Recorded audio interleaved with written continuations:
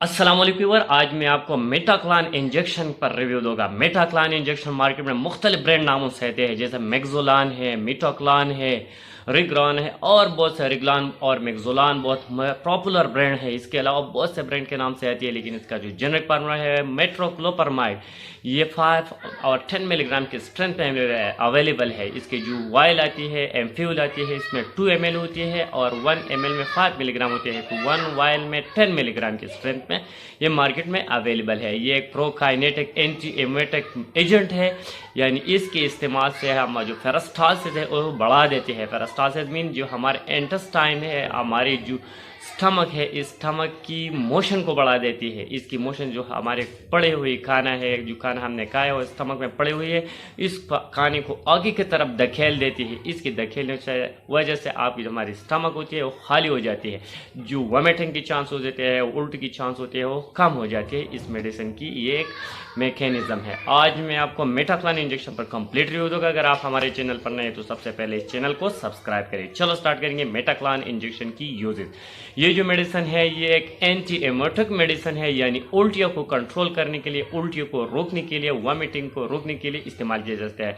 अगर आपको वॉमिटिंग हो, नाजिया हो, उल्टी हो, मतली हो, जो भी की वजह से हो, किसी वजह से भी अगर आपको उल्टी आती है, वॉमिटिंग होती है, नाजिया होती है, तो इसके ट्रीटमेंट के लिए इस्तेमाल किया जाता है। अगर आपके फैट में इन्फेक्शन हो, इस इन्फेक्शन की वजह से आपको उल्टी आती है, नाजिया होती है, तो इसके ट्रीटमेंट के लिए भी इस्तेमाल किया जा सकता है। अगर आपको गैस्ट्रोएसोफेजियल रिफ्लक्स नाम एक डिजीज होती है, इस डिजीज की वजह से अगर आपने जो खाना खाया वो वापस आपको खुराक की नाली की तरफ आती है, इसकी वजह से आपको वॉमिटिंग होती है, तो इस मेडिसिन के इस्तेमाल से, इस इंजेक्शन के इस्तेमाल से आपका ये मसला भी हल हो जाती है। ये मेडिसिन आप post operative pain, post operative vomiting, यानी ऑपरेशन के दौरान, ऑपरेशन के बाद आपको जो वॉमिटिंग होती है, इस वॉमिटिंग को, ऑपरेशन के बाद जो वॉमिटिंग, इसको ट्रीटमेंट के लिए भी इस्तेमाल किया जा सकता है।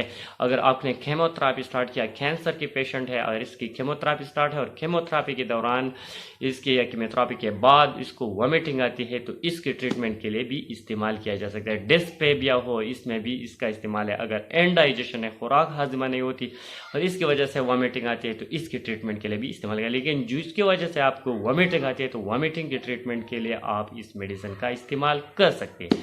अगर इस मेडिसिन एक और अच्छा यूज़ है और बहुत फ़ायदेमंद है कि जो ख़वातीन लैक्टेशन स्टेज में है, यानी बच्चे को दूध देती है और इसमें दूध की कमी है, तो इस इंजेक्शन के इस्तेमाल से दूध में इजाफा देती है, माँ की दूध को इजाफा देती है, दूध के प्रोडक्शन को बढ़ा देती है। ये एक साइड इफ़ेक्ट है इस इंजेक्शन का, लेकिन डॉक्टर इसकी दूध की प्रोडक्शन बढ़ाने के लिए भी इस्तेमाल किया जाता है। अगर इसकी साइड इफ़ेक्ट को देखा जाए तो इस मेडिसिन की, इस इंजेक्शन की सबसे बड़ा साइड इफ़ेक्ट ये है कि इंजेक्शन साइड पर स्वेलिंग, फैन, रेडनेस काज कर सकते हैं, डिजीनेस भी काज करते हैं, स्लीपिंगनेस भी काज कर सकती है ये मेडिसिन। इस मेडिसिन के इस्तेमाल से आपकी सर में थोड़ा सा चक्कर भी आ सकती है, लेकिन थोड़े मकदार में ज़्यादा नहीं। इसकी कॉन्ट्राइंडिकेशन को देखा जाए, एफिलेप्टिक पेशेंट, यानी जो बंदा मैर्गी हो, इसकी इसको नहीं देना चाहिए। साथ ही ब्रेस्ट कार्सिनोमा में भी इसको नहीं देना चाहिए। अगर इसकी डोज को देखा जाए तो ये मेडिसिन IM और IV दोनों लगा सकती है। IV का जब लगाना है, अगर आपने ड्रिप यानी इन्फ्यूजन में रिंगलेक्टेड, नामसलाइन या फ्लाडेक्स में लगाए तो बेहतर है, डाइल्यूट भी कर सकती है। और SOS हस्बी ज़रूरत लगाना होगा, जब भी आपको वॉमिटिंग आती है, नाज़िया आते हैं, तो आप इसका इस्तेमाल करें।